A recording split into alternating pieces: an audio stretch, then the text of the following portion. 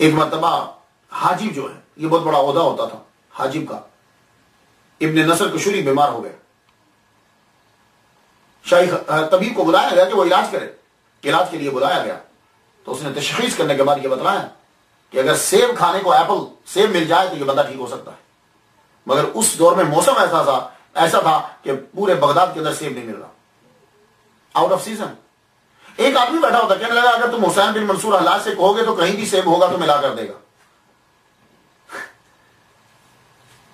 وہ آدمی گیا، یہ حاجی بیمار ہو گیا، آپ آئیے ذرا اس کا علاج کر دیجیے، اور ایک شاہی طبیب نے یہ کہا ہے کہ اسے سیب چاہیے۔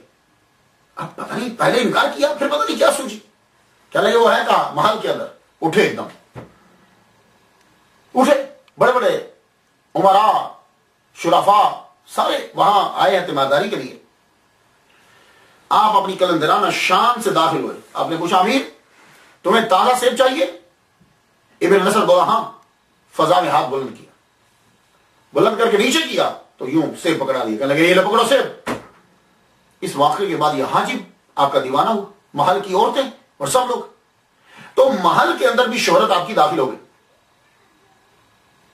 وزیر خزانہ کو یہ بات اچھی نہیں لگتی، اب اس نے کیا کیا، اس کی ہر طرح سے کوشش کی کہ ان کو ذلیل و رسوا کر دیا جائے، بلا وجہ بے ربط باتیں، بے جوڑ ایسے ہی گھسیٹ گھسیٹ کے لالا کے رب تنگ کرنا روز، تاکہ یہ کوئی جملہ بولے اور اس جملے سے اس کو پکڑ کر قتل کر دیا جائے، اور یہی ہوا۔ اب اس نے کام شروع کر دیا، ایک دن ایک سٹوری بنائی اور الزام یہ لگایا کہ حسین ابن منصور حلاج یہ دعویٰ کرتا ہے کہ میں خدا ہوں۔ تو سٹوری کیا بنائی، علماء کو بلا لیا، قاضی کو بلا لیا، وہ سارے ظاہری فرقے سے تعلق رکھتے تھے، سب کے سب اس کے دشمن تھے، ان کے دشمن، بلایا گیا، اب بیٹھے، بھائی تم خدائی دعویٰ کرتے ہو، کہا وہ کیسے؟ کہا یہ تمہارا ایک لیٹر ملا ہے جس کے اوپر لکھا من الرحمن الرحیم الی فلاں بن فلاں، یہ من الرحمن الرحیم یہ تو اپنی طرف سے لکھ رہا، خود کو رحمان رحیم کہہ رہا ہے، پہلے تو نے نبوت کا دعویٰ کیا، اب تو خدائی کا دعویٰ کر رہا ہے۔ اب دیکھو بتاؤ یہ من الرحمن الرحیم جو ہے الی فلاں ابن فلاں یہ کیا ہے؟ کیا اس سے یہ ثابت ہوتا ہے کہ وہ کہہ رہے ہیں کہ میں خدا ہوں؟ انہوں نے کھڑے ہو کے کہا دیکھو بلا وجہ تم تنگ کر رہے ہو، نعوذ باللہ، نہ میں نے نبوت کا دعویٰ کیا ہے، میں کرتا ہوں، اور نہ خدائی کا، میں تو ایک عام آدمی ہوں اور اپنے اللہ کی عبادت کرتا ہوں، میں نے اسے نہیں لکھا، یہ من الرحمن الرحیم میں نہیں ہوں۔ اب یہ ایک الزام تھا، اسے ثابت کرنے کی کوشش کی جا رہی ہے کہ یہ لیٹر سے یہ ثابت ہو کہ وہ خدا ہے، جبکہ وہ کہہ رہے ہیں کہ میں اس کا دعویٰ نہیں کرتا۔ لیکن یہ ہے کہ آپ وحدت الوجود کے قائل تھے، جیسا کہ دوسرے صوفیاء ہیں۔ وہ ہوتا کیا ہے کہ آدمی جب خود کو ختم کر دیتا ہے، کیا کیسے ختم کرتا ہے کہ آدمی ہر چیز کو یہ سمجھتا ہے کہ یہ کچھ نہیں ہے، صرف اور صرف اللہ ہے بس، اور یہ اللہ ہے کا مطلب لوگ کیا سمجھتے ہیں کہ ہر چیز اللہ ہے، نہیں، وہ سمجھتے ہیں کہ ان چیزوں کا کوئی وجود ہی نہیں ہے۔ اگر مجھے ہمہ وقت کسی کو یاد رکھنا ہے یا کسی کا تصور رکھنا ہے یا کسی کے بارے میں سوچنا ہے تو مجھے صرف اللہ کی ذات کے بارے میں سوچنا، بس یہ ہوتا ہے، وہ گم ہو جاتا ہے، اسے کچھ چیز پھر کچھ نظر نہیں آتا۔ یہی ان کے ساتھ کہا گیا کہ تو اپنے آپ کو انا الحق کہتا ہے اور یہ بھی تیرا خدائی دعویٰ ہے، کہا نہیں، میں انا الحق، میں خدا ہی، میں اللہ کا بندہ ہوں۔ اب یہ بھی بہت بڑا اعتراض کیا جاتا ہے کہ آپ نے خود کو انا الحق کہا، تو اللہ کے بندو کیا حق اللہ کا نام ہے؟ پہلی بات یہ ہے کہ انا الحق سے خدائی کا دعویٰ کہاں سے ہو گیا؟ حق اللہ کا نام ہے، اللہ ذاتی نام اس کا اللہ ہے۔ ہاں کوئی بندہ یہ کہے کہ میں اللہ ہوں تو سمجھ میں آتا ہے کہ وہ خدائی دعویٰ کر رہا ہے، وہ کہے میں رب ہوں تو سمجھ میں آتا ہے کہ وہ خدائی کا دعویٰ کر رہا ہے۔ وہ کہہ رہے ہیں حق ہے، تو آج کل ایک ٹی وی چینل ہے اس کا نام حق ہے، تو کیا کہیں گے؟ میرے ایک دوست ہیں وہ پاکستان گئے ہوئے، میں نے ان سے پوچھا بھائی آپ کا نام کیا ہے؟ کہنے لگے میں حق ہوں، لو تو اب وہ کافر ہو گئے۔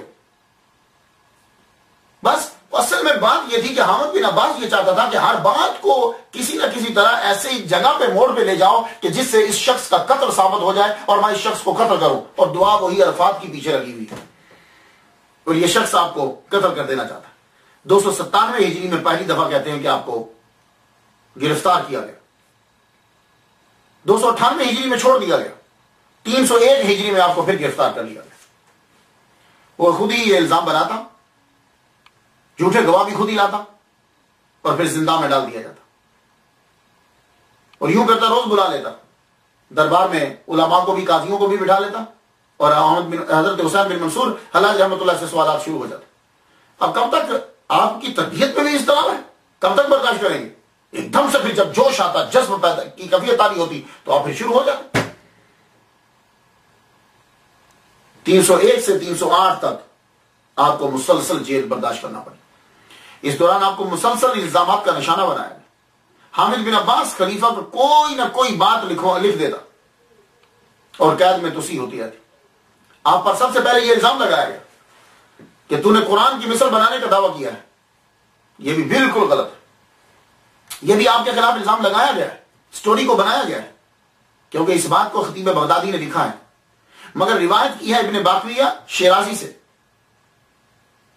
اور اس شخص کے بارے میں مشہور ہے کہ یہ جھوٹی حکایات بناتا ہے۔ تو یہ بات کہ حسین بن منصور حلاج نے یہ کہا کہ میں قرآن بنا سکتا ہوں، جس بندے نے روایت کی ہے وہ جھوٹا ترین کذاب آدمی۔ اب اس کو چاہے خطیب بغدادی بیان کرے، چاہے سید سلیمان ندوی بیان کرے، جب راوی ہی روایت کرنے والا ہی جھوٹا شخص ہے تو آگے جو مرضی اس کو لکھ دے۔ دوسرا یہ تھا کہ آپ نے جادو سیکھا ہے، آپ جادوگر ہیں، شعبدہ باز ہیں، تو میں وہ پہلے کہہ چکا ہوں کہ تو پھر تو ہر ولی کے بارے میں یہ کہنا پڑے گا کہ ہر ولی جو ہے اس کی کرامت جو ہے کوئی دشمن بھی اٹھ کے کہہ سکتا ہے یہ جادو ہے، یہ شعبدہ بازی۔ لیکن جادو اور شعبدہ بازی، اس کا بہترین اور خوبصورت جواب جو ہے وہ شیخ اشرف علی تھانوی صاحب نے دیا، وہ بہت خوبصورت جواب دیا۔ آپ فرماتے ہیں دیکھو، ان کے اوپر یہ الزام لگانا کہ وہ جادوگر تھے یہ سراسر غلط ہے۔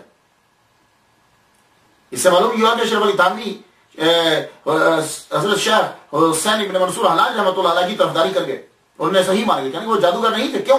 جادوگر جو ہوتا ہے وہ گندا رہتا ہے، جادوگر جو شخص ہوتا ہے وہ پلیت رہتا ہے، جادوگر جو ہوتا ہے اس کے اندر وہ حسن معاشرت سے دور بھاگتا ہے، صفائی اس کے اندر نہیں ہوتی، تو اور عبادت بھی نہیں کرتا۔ یہ بات یاد رکھیے، جادوگر جتنا پلیت رہے گا اتنا جادو کا اثر زیادہ ہوتا ہے۔ تو شیخ حسین ابن منصور حلاج رحمۃ اللہ علیہ ان کے اندر صفائی تھی، حسن معاشرت ہے، اور تبلیغ ان کی مشہور ہے، وہ جادوگر نہیں۔ بہت خوبصورت جواب ہے۔ اور پھر یہ کہا گیا کہ آپ کرامتی فرقہ کو پیروکار تھے، ان کے مذہب کو پھیلانا چاہتے تھے، سراسر غلط ہے۔ کرامتی جو ہیں وہ کعبہ کی عزت نہیں کرتے، کرامتی فرقہ جو ہے، اور یہ 1 سال تک کعبہ کا طواف کرتے رہے۔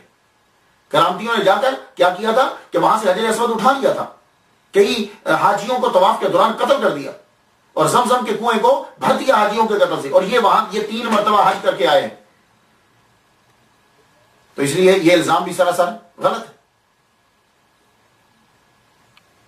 تو جتنے بھی لوگ ہیں، سید سلیمان ندوی، ابن ندیم بغدادی، خطیب بغدادی، پہلے اور بعد والے، سب کوئی وجود نہیں ہے ان کے اعتراضات، کچھ نہیں۔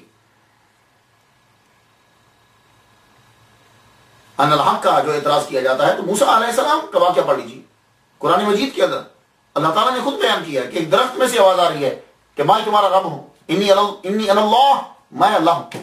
تو کیا کہیں گے پھر؟ قرآن مجید کو کیا کہیں گے؟ تو حامد بن عباس نے اپنا اثر و رسوخ اور پیسہ دونوں استعمال کیے، ان کے کردار کو کرپٹ کرنے کے لیے، ختم کرنے کے لیے پیسہ بھی استعمال کیا، اور بندے وہ خود خریدتا تھا۔ سید سلیمان ندوی نے یہ کہا کہ وہ شیعہ تھا، معتزلہ تھا، تو سوال یہ ہے کہ پھر شیعوں نے کیوں نہیں ان کی طرفداری کی؟ جتنی آپ کے خلاف باتیں ہیں وہ سب ابو القاسم زنجی اور اس کا باپ جو ہے یہ راوی ہے، زیادہ تر یہ راوی ہے، اور یہ دونوں کے دونوں درباری ہیں حامد بن عباس کے۔ یہ میں آپ کو بڑی تحقیق سے یہ باتیں بتا رہا ہوں کہ ان کے بارے میں جتنا کچھ ہے وہ ان لوگوں کا ہے، حامد بن عباس کے چمچوں کا ہے، ابو القاسم زنجی کا ہے، اس کے ابا کا ہے، یہ کذاب راویوں کا ہے کہ ان سٹوریز کو بنایا گیا اور حکومت کا پیسہ لگا اس کے اوپر، آپ کو قید کر دیا گیا۔ ایک دن 13 بیڑی